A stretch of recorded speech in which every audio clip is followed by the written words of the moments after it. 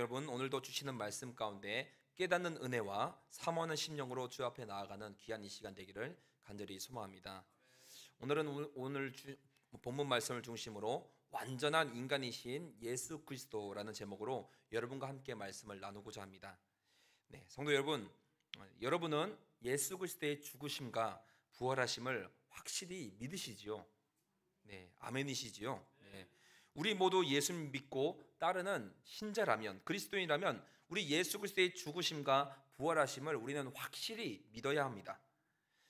그렇다면 우리가 이런 질문을 해볼 수가 있는데, 그렇다면 우리 대신 죽으시는 분이 왜 꼭 예수님이셔야만 했을까요?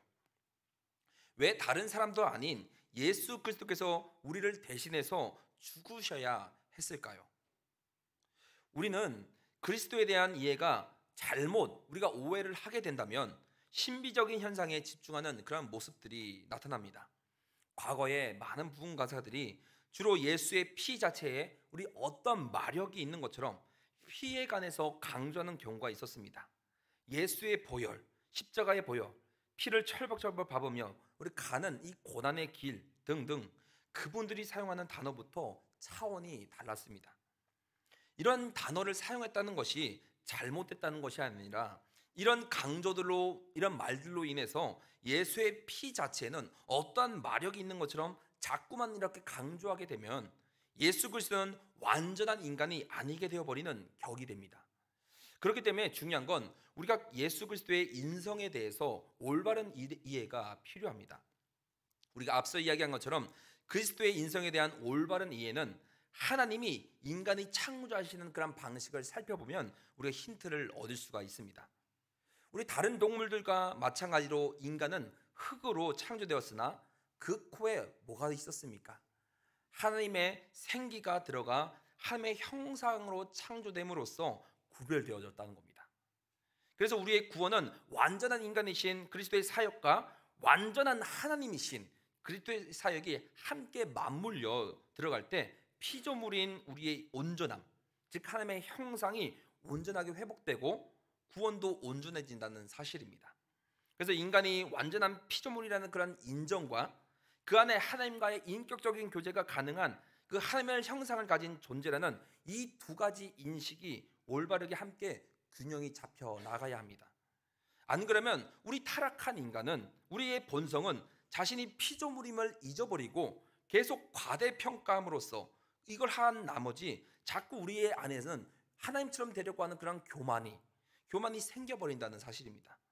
반면 자신이 또 하나님의 형상이라는 것을 잊어버리는 인간은 자기 자신을 과소평가한 나머지 자꾸 자신을 학대하는 거죠. 자꾸 자기 자신을 하찮은 존재로 여기게 된다는 겁니다. 그래서 나는 아무것도 할 수 없어, 나는 바보야, 멍청이야, 이렇게 계속 자기 자신을 깎아내려 버리니까 나중에는 어떠한 일까지 발생될까요? 그러다 보니까 결국 자기 자신의 그 목숨을 잃어버리는 그런 안타까운 그런 일들까지도 일어나기도 합니다. 이처럼 이 양쪽 모두가 다 잘못된 것이죠. 그래서 예수 그리스도는 이 한쪽으로 치우친 이 극단적인 인식으로부터 우리를 구원하시기 위해 이 땅에 오셨습니다. 우리가 예수 그리스도를 말미암아 은혜를 우리가 알고 누리면 나타나는 그런 특징이 있는데, 그것은 바로 우리의 이 교만은 꺾여버리고 우리의 자존감이 회복된다는 사실입니다. 그래서 구원받게 되면 두 가지 우리 밸런스를 가지게 되는데, 그거는 피조물이지만 하나님의 형상으로 창조된 존재라는 자존감을 갖게 된다는 겁니다. 그럼에도 또 불구하고 우리는 한 가지 기억해야 될 것은, 피조물이라는 이러한 인식 때문에 하나님 앞에서는 항상 자신이 전적인 무능과 타락을 고백하고 전적으로 하나님을 의지하며 살아가는 겸손한 존재가 된다는 겁니다.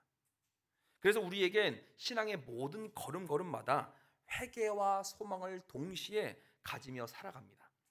그렇다면 우리 다시 한번 첫 질문으로 돌아가서, 우리 대신 죽으시는 분이 왜 우리는 예수님이셔야만 했을까요?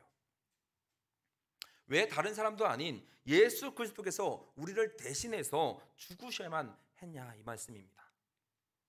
이것에 대한 아주 심플한 답은, 예수님은 유일한 완전한 사람이시기 때문에 우리를 구원하실 수 있다는 것입니다.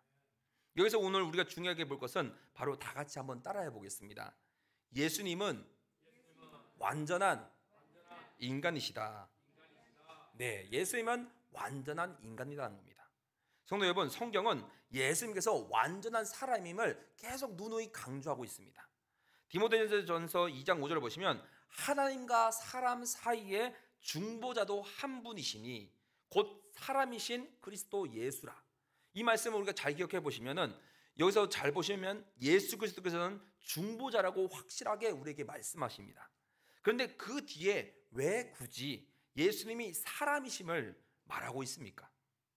예수님이 중보자라는 진리와 어떻게 우리가 연관되기에 곧 사람이신 그리스도 예수라 이렇게 얘기하고 있겠습니까? 우리는 이제 예수 그리스도가 그의 구속 사역을 성취하기 위해서 왜 반드시 사람이야만 했음을 분명히 밝히고자 합니다.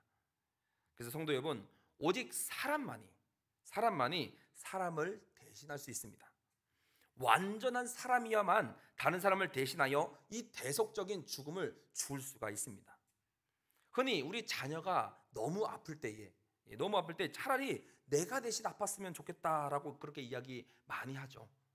불의의 사고로 자녀를 먼저 보내게 된다면 차라리 내가 죽을 테니 너가 더 살다 오려며 그렇게 울부짖기도 하는 일들을 많이 보게 됩니다. 그러나 이것은 정말 불가능한 일이기 때문에 그저 한탄만 될 뿐 그것이 현실이 되거나 현실로 가능해지기는 어렵습니다. 사람이 아니라면 죽더라도 다른 사람을 위해서 죽는 것이 될 수가 없습니다. 그렇기 때문에 중보자 예수 그리스도는 반드시 온전한 사람이어야만 합니다. 그래서 오늘 이 말씀을 통해 예수 그리스도가 우리를 대신 이 땅에 비천한 인간으로 이 땅에 오심과 이 십자가의 죽으심을 살펴보고 주의 은혜를 더 깊이 알아 찬양하는 여러분 되기를 소망합니다. 여러분, 다시 한번 묻겠습니다. 예수 그리스도는 완전한 인간이십니다. 믿으십니까? 그러면 우리는 왜 이런 믿음과 확신이 필요할까요? 확신만 우리 교육하고 있지 않습니까? 우리가 확신만 교육을 하면서도 계속 어떤 확신을 계속 우리가 배우고 있는데, 그렇다면 이걸 통해서도 우리가 왜 이런 확신이 필요한지를 아셔야 되는 겁니다. 왜냐하면 예수님께서는 완전한 인간이셔야만이 인간인 우리를 대신해서 형벌을 담당할 수 있기 때문이죠. 여기서 중요한 건 완전한 인간이어야만 인간을 대신할 수 있습니다. 인간으로 죽어야만이 인간을 구원할 수 있습니다. 그리고 예수님께서는 완전히 인간이셔야만이 우리 인간의 대표, 머리로서 우리와 연합할 수 있기 때문입니다. 이것을 다른 말로 또 우리 용어로 보면 그리스도와의 연합의 교리라고도 표현하는데요. 짧게 설명드리면 우리 첫 시작 아담은 어땠습니까? 우리 아담을 살펴보시면 아담은 우리 모든 인류의 대표로서 끌고 갑니다. 그러나 인류의 대표였던 이런 아담은 무슨 잘못을 저지릅니까? 죄를 말미암아 우리가 실패했으며 불순종으로 나아갔다는 겁니다. 이로 인해 모든 인류의 대표인 아담이 실패함으로써 모든 인류는 다 예외 없이 한 명도 빠짐없이 모두가 다 사망에 이르게 되었습니다. 그런데 두 번째 아담이신 예수 그리스도가 이 땅에 오셨다는 것이죠. 그래서 아담은 우리가 오실 자의 모형이었으며 결국 참된 인류의 대표 예수 그리스도만을 향하여 나가고 있습니다. 이것이 바로 그리스도의 연합의 교리인 겁니다. 더 나아가 이 예수님께서 완전한 인간이셔야만 예수님께 나아가서 우리는 위로를 받고요. 위로를 받을 수 있고 또 때를 따라 돕는 은혜를 얻을 수 있기 때문입니다. 여러분, 예수님이 친히 이 땅에 오셔서 공생애를 살아가시면서 사람으로서 모든 일들을 다 겪으십니다. 특히나 모진 고통, 핍박, 시기, 질투, 육적인 고통, 또 영적인 고통, 이 모든 것을 다 당하십니다. 우리는 예수님의 고통에 비하면 세 발의 피도 되지 않을 것입니다. 제가 초등학교 때의 일인데요. 제가 이제 시골에 살다 보니까 학교를 왔다 갔다 하고 또 친구 집에 왔다 갔다 할 때마다 항상 필요한 게 뭐겠습니까? 걸어 다니기에는 너무 머니까 항상 자전거를 타고 다니죠. 그래서 나중에는 좀 더 다르다 보니까 큰 자전거를 타게 됐는데, 그때 초등학교 시절에는 마냥 오토바이도 아닌데 마냥 자전거를 그렇게 빨리 달리는 것을 좋아했습니다. 그리고 친구들과 항상 속도 시합을 하면은 누가 빠른지 시합도 하고, 그리고 내리막길에서 우리가 브레이크 안 잡고 내려오는 거, 네, 그런 것들로 많이 했었는데, 그런데 어느 날 사건이 터집니다. 내리막길을 내려오다가 그만 중심을 잃어버려서 한쪽 오른쪽 다리를 시멘트에 갈려버리는 그러한 일을 제가 당했습니다. 그때 오른쪽 무릎이 까지면서 당하면서 시멘트에 갈렸는데, 이게 상처가 깊으면 처음에는 피가 안 나는 경험 해보신 적 있으신가요? 처음에 아무것도 안 나고 가만히 있다가 나중에 시간이 지나고 또 이 몸도, 우리의 몸도 돌아보니까 순간순간 사고 나면 이 사고 회로가 정지되는 건지, 이 사고 직후에는 피가 안 나더니 잠시 잠깐 지나가다 보니까 피가 나중에 철철 나는 그런 모습들. 네. 그래서 심하게 갈려져 버린 다리에서 피가 정말 철철 나서 엄청 아프고 울었던 그런 기억이 있습니다. 근데 이것뿐만 아니라 더 많은 상처도 있는데, 특별히 군대에서도 있을 때 군용차를 정비하다가 그냥 이 아래를 쳐다보고 위로 듣는 순간 여기에 문이 열린 것을 못 보고 그만 그 모서리에 찍혀가지고, 네, 그때 이제 머리를 다친 경험이 있습니다. 근데 그래서 지금 제가 좀 약간 띵할 때도 있는데, 네, 네. 근데 이제 그 머리를 다친 이후에 제가 맨 처음에 가서 맨 처음 피가 안 나길래, 피가 안 나가지고 그냥 이게 화장실 가서 한번 확인해야겠다 싶어서 갔습니다. 근데 갔는데 가는 순간, 머리를 만질 순간 한쪽 뺨에는 다 피가 이제 흥건히 이게 흘러내리고 있는 것입니다. 그래서 어쩔 수 없이 빨리 의무실에 가서 머리를 꿰맸던 그런 기억이 있는데요. 그때도 엄청 고생하고 아팠던 그런 기억이 있습니다. 네. 근데 우리가 이런 것을 돌아보면, 제가 겪은 이런 상처들, 상처 부위들 찢어지고 피가 철철 흘 때 그때만 생각하면 약간 몸이 움츠리고 아팠던 그런 기억들이 계속 새록새록 생각나는데요. 그런데 제가 겪은 다리가 갈리고 또 머리에 구멍이 나는 그런 고통을 당했는데, 과연 그 예수님의 고통의 털끝 하나라도 비교할 정도의 고통이 있겠습니까? 그런 고통과는 비교가 되겠습니까? 예수님의 고통에 비하면 지금의 우리들이 겪는 이 육체적인 고통이나 마음의 고통은 어쩌면 아무것도 아니겠다라는 그런 생각과 묵상을 하게 됩니다. 단순히 십자가의 고통만 지셨겠습니까? 십자가에 달려 돌아가시기 전까지 겪으신 수많은 고통과 어려움들, 성경에 너무너무 세세히 다 우리 기록되어 있습니다.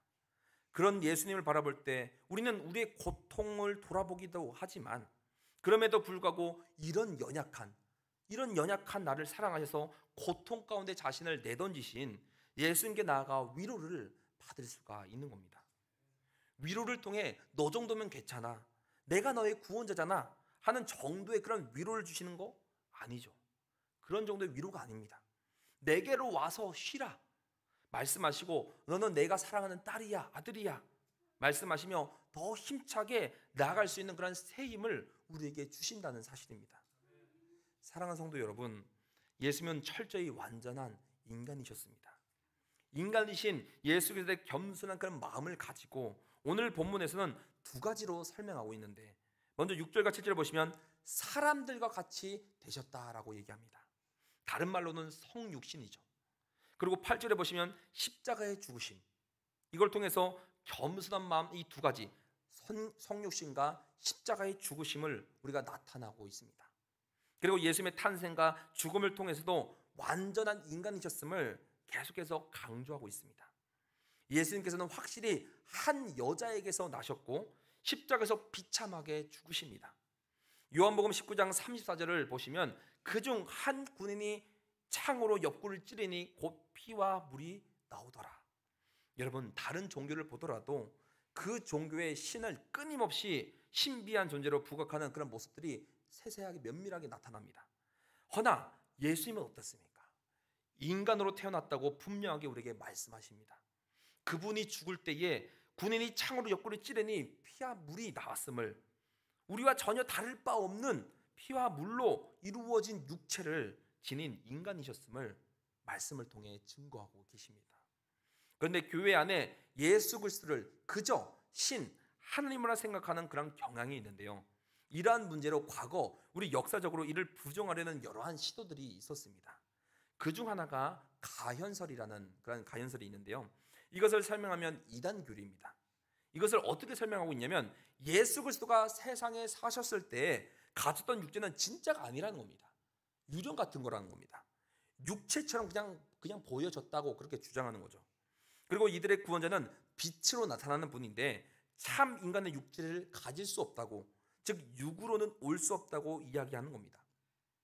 그분의 성육신과 인간으로서의 그러한 삶의 의미, 십자가에서 죽으신 의미를 충분히 알지 못하기 때문에 가연설과 같은 그러한 오류를 범하게 되는 겁니다. 그래서 이 가연설을 이단교리라는 겁니다. 잘못된 것입니다. 분명 예수 그리스도는 어떻습니까? 육체 지니신 완전한 인간으로서 인간적인 그런 연약함과 한계를 지니고 있다는 것을 말씀합니다.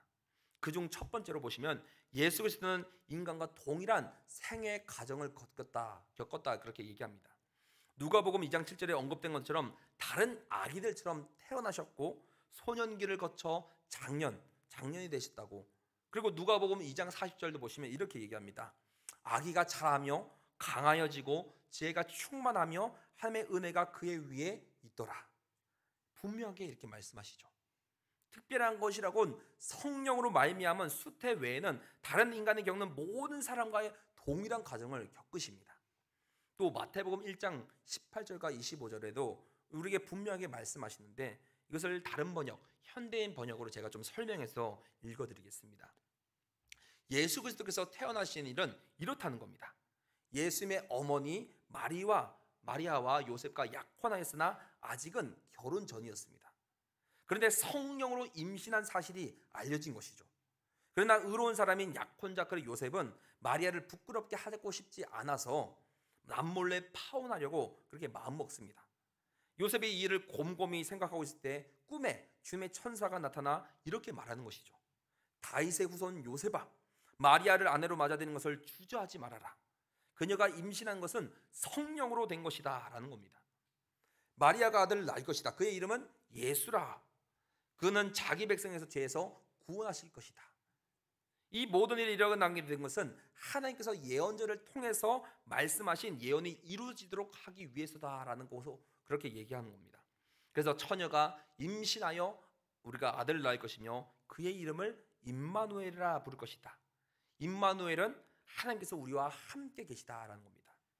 그래서 요셉은 잠에서 깨어나 주님의 천사가 일러준 대로 마리아를 아내로 맞아들인 거죠. 그러나 그는 마리아가 아들 낳을 때까지 그녀와 잠자리를 같이 하지 않았다고 얘기하고 있습니다. 그래서 아들 낳자 요셉의 이름은 바로 예수라고 얘기한 거. 이렇게 예수님의 태어나심 그 이유를 우리가 세세하게 잘 살펴보면 두 번째로는 예수 그리스도는 인간과 동일한 연약함을 지니셨다는 겁니다. 어떠한 연약함이었겠습니까? 요한복음 4장 6절을 보시면 지치기도 하십니다. 그리고 마태복음 4장 2절에 40일 우리 금식 이후에는 매우 배가 고파하기도 하셨고요. 그리고 요한복음 19장 28절에는 목마르다라고 얘기하십니다. 그리고 인간의 영혼과 감정을 가지고 계셨는데 어떤 감정이었냐면 마태복음 8장 10절에는 이 백부장의 그런 믿음을 보시고 기쁘고 놀라기도 하셨고, 그리고 누가복음 10장 21절에는 기뻐하셨다고 얘기하고 있고, 마가복음 3장 5절에는 분노하기도 하셨다 얘기합니다. 요한복음 11장 32절 35절을 통해서도 비통히 여기시며 눈물을 흘리기까지도 했다고 얘기하고 있습니다. 이것뿐만이겠습니까? 요한복음 12장 27절에는 괴로워하기도 하셨다 말씀합니다. 마가복음 3장 5절을 보시면 그들의 마음의 완악함을 탄식하사 노하심으로 그들을 둘러보시고, 그리고 요한복음 11장 32절 35절을 보면 우리가 나사로의 죽음 앞에서 눈물을 흘리시죠. 그리고 요한복음 12장 20절에 지금 내 마음이 괴로우니 무슨 말을 하리요? 아버지여 나를 구원하여 이 때를 면하게 하여 주옵소서. 그러나 내가 이를 위하여 이 때에 왔나이다. 이렇게 우리가 이런 말씀을 보아서도 알 수 있듯이 예수님께서는 우리 인간과 동일한 그런 연약함을 지녔음을 말씀을 통해 분명히 시사해 주고 있습니다. 여기서 더 중요한 것은 뭡니까? 예수님의 이 주변에 있던 사람들조차도 예수님을 그저 인간으로만 보았다는 사실입니다. 예수님의 고향 사람들도 예수님을 그저 인간으로 보았다고 마태복음 13장 54절에서 55절에 이렇게 얘기하는데요. 보시면 고향으로 돌아가사 그들의 회당에서 가르치시니 그들이 놀라 이르되 이 사람의 지혜와 이런 능력이 어디서 났느냐. 그리고 55절에 이는 그 목수의 아들이 아니냐. 그 어머니 마리아 그 형제들 야고보 요셉 시몬 유다라 하지 않느냐. 분명히 이 구절을 통해서도 알 수 있는 건 인간으로서 예수님을 보고 있음을 말하고 있습니다. 그리고 요한복음 7장 5절도 보시면 이렇게 말합니다. 이는 그 형제들까지도 예수를 믿지 아니함이로라. 왜 이렇게 여기서 말씀하고 있냐면 예수님의 형제들은 예수님이 제대로 이 사역을 하시려면, 제대로 말씀 사역을 하시려면 예루살렘에서 초박절 같은 그런 기회를 이용하여서 자신을 더 세상에 드러내야 한다며 그렇게 부추겼다는 겁니다. 그러나 이는 예수를 불신하는 것으로 예수님의 말씀을 이해하지 못한 사람들의 그저 그런 생각이었다는 겁니다. 즉 가까이에서는 보고 있지만 예수님을 그저 인간으로만 보고 있다는 것에서 이러한 염려를 하고 있다는 겁니다. 그리고 예수님은 인간과 동일한 시험 가운데도 놓여 계셨습니다. 히브리서 4장 15절에는 모든 일에 우리와 똑같이 시험을 받으신 이로되 음식에 대한 욕구, 고통에 대한 두려움에서 오는 시험 등등 우리와 똑같은 시험 같은 그런 가운데 계셨음을 말씀하고 있습니다. 그런데 이러한 연약한 상태에서 어떠셨습니까? 우리는 이러한 연약한 가운데 낭망하고 넘어지고 힘들고 주저앉고 그럴 때가 더 많지 않겠습니까? 그러나 예수님은 그러시지 않으셨습니다. 어떠한 유혹과 어려움과 힘든 상황 속에서도 연약한 상태에서도 이기셨습니다. 승리하셨습니다. 그래서 한 번 더 우리 예수님이 완전한 인간이신 것에 대해서 확실한 근거는 바로 십자가입니다. 십자가를 통해서 예수 그리스도의 완전한 인간 되심을 생생히 보여준다는 것을 꼭 기억하셨으면 좋겠습니다. 그래서 여러분, 예수님께서는 십자가의 그 고통을 앞두고도 크게 고통당하시죠. 마태복음 우리 26장 38절 39절은 이렇게 우리에게 말씀합니다. 이에 말씀하시되 내 마음이 매우 고민하여 죽게 되었으니 너희는 여기 머물러 나와 함께 껴있으라 하시고 조금 나아가사 얼굴에 땅에 대시고 엎드려 기도하여 이르시되 내 아버지여 할만하시거든 이 잔을 내게서 지나가게 하옵소서. 그러나 나의 원대로 마시옵고 아버지의 원대로 하옵소서. 또 마가복음 14장 33절에서 34절은 이렇게 말씀합니다. 베드로와 야고보와 요한을 데리고 나가실새 심히 놀라시며 슬퍼하사 말씀하시되 내 마음이 심히 고민하여 죽게 되었으니 너희는 여기 머물러 깨어있으라 하시고, 여기서 보시면 심히 놀라시며, 이것을 우리가 원어로 보시면 떨리는 두려움과 또 혼비백산하게 하는 놀라움에 사로잡혀 있다라는 것으로 묘사하고 있습니다. 그리고 슬퍼하사, 이것은 혼란하고 불안하며 절반은 정신이 나간 상태로 이렇게 묘사하고 있습니다. 그래서 그러한 상태에서 육체적 고통이나 비탄함, 또 수치 혹은 실망 등 정신적인 괴로움에서 발생하고 있는 것이죠. 그리고 고민하다, 이것은 깊은 슬픔에 빠져 있다는 것을 얘기합니다. 이렇듯 우리가 인간으로서 가질 수밖에 없는 완전한 죄인으로서 모든 고통을 다 당하셨다는 사실입니다. 이 고통은 그야말로 전무후무한 최대의 죄인으로서 고통과 번민이었습니다. 예수님은 세상의 죄를 짊어지시고 죄의 삭신 죽음을 맞이해야만 하는, 하나님 앞에서 우리를 위해 대신 서야 하는 완전한 인간으로서 나아가셨습니다. 도널드 맥클라우드라는 사람은 우리에게 이렇게 말을 하는데요. 자기 백성을 향한 그리스도의 경이로운 사랑은 그가 두려움 없이 그들을 위하여 죽음을 맞이했던 것이 아니라 그가 그들을 위하여 두려움에 떨면서 죽음을 맞이했다는 사실에 있다. 그는 사랑으로 저주를 받아들이셨다. 또 루터는 이렇게 말합니다. 이 사람처럼 죽음 앞에 두려운 사람은 없었다라고 얘기합니다. 이처럼 철저히 예수님은 인간으로서 모든 고통과 두려움 가운데 십자가에 죽으셨음을 분명하게 말씀하십니다. 그래서 근데 어떤 사람은 여기서 예수님은 그냥 하나님이시니까 그 십자가의 고통은 별거 아닐 것이다, 이런 생각을 있을 수가 없죠. 이런 생각은 있을 수가 없습니다. 왜냐하면 우리가 십자가의 고통에 대해 우리 깊게 묵상을 한다면 먼저 예수님의 완전한 인간 되심을 전제로 해야 되기 때문입니다. 여러분, 예수님은 완전한 인간으로서 죽으셨습니다. 무엇 때문이겠습니까? 바로 저와 여러분처럼 오로지 지옥밖에 갈 곳 없는 죄인들을 위함이었습니다. 또한 그분께서는 하나님과의 이 관계 가운데 속에도 인간의 그런 감정을 가지고 기도하십니다. 히브리서 5장 7절을 보시면 그는 육체에 계실 때에 육체에 계실 때에 자기를 죽음에서 능히 구원하실 이에게 심한 통곡과 눈물로 간구와 소원을 올렸고 그의 경건하심을 말미암아 들으심을 얻었느니라. 이렇듯 예수님께서는 하나님과의 관계적인 그런 측면에서도 인간적인 그런 감정으로서 기도하셨음을 믿으시기를 바랍니다. 존 칼빈은 우리에게 이렇게 말씀하는데, 하나님의 아들이 인간적인 격정을 느끼지 않았다고 생각하는 사람들은 그가 사람 되셨음을 참으로 진정으로 인정하지 않는 것이다 라고 얘기합니다. 여러분, 진정 그렇습니다. 예수 그리스도께서는 이 땅에 인간으로 오셔서 인간적인 감정들과 격정 모든 것을 다 갖추고 계셨습니다. 분명히 성경 말씀에서도 우리가 다 분명하게 드러나 있는데도 어느 누가 이것을 부인할 수 있겠습니까? 이렇게 오늘 본문을 우리가 좀 더 폭넓게 여러 말씀을 함께 인용하면서 예수님이 완전히 인간이었음을 함께 살펴보았습니다. 예수님께서는 완전한 인간으로서 이 땅에 오셨습니다. 비록 낮고 천한 이 땅에 오셔서 모든 고통을 다 당하시고 십자가의 그러한 죽음을 맞이하셨지만, 하나님께서는 그러한 예수님을 어떻게 하셨습니까? 그렇게 죽음을 맞이한 예수님을 최고로 높이셨고 뛰어난 이름을 주셨습니다. 그래서 하늘과 땅에 있는 모든 자들에게 예수의 이름을 말미암아 모두가 다 무릎 꿇게 하셨습니다. 사단 권세를 이기심으로 모든 사람이 예수 그리스도를 주님으로 고백하며 아버지께 영광이 되게 하셨다는 사실입니다. 그래서 오늘 말씀을 정리하며 이것만은 꼭 기억하셨으면 좋겠습니다. 하나님이신 예수 그리스도께서 우리를 위해 자기 영광을 버리고 비천한 인간의 몸을 입으셨다는 사실을 기억하시기를 바랍니다.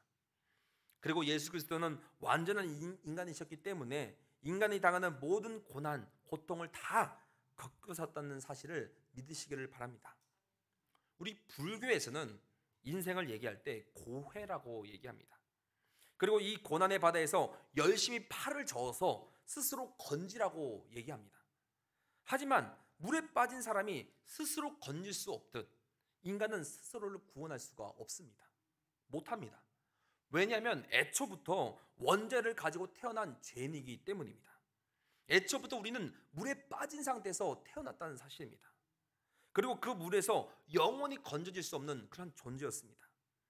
인간의 죄를 대속하기 위해서는 육체뿐만 아니라 영혼까지도 완전한 인간이셔야 했기 때문에 예수 그리스도께서는 완전한 인간으로 오셔서 그 물에서 그 빠져있는 우리들을 어떻게 하십니까?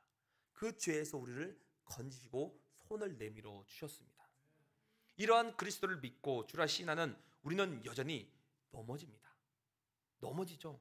여전히 쓰러지고 좌절하며 낭망합니다. 그러나 이것은 우리의 연약입니다.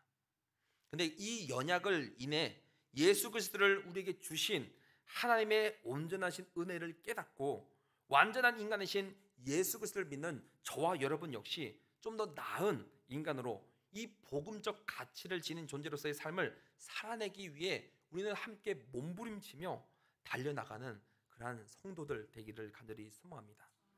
더 나아가 이 귀한 복음적 가치를 지닌 삶을 통해 더욱더 열매를 맺어 많은 일을 살리고 위로하는, 그래서 조금이나마 예수 그리스도를 더더 닮아가는 사랑하는 우리 성령 가족들 모두 되기를 간절히 소망합니다.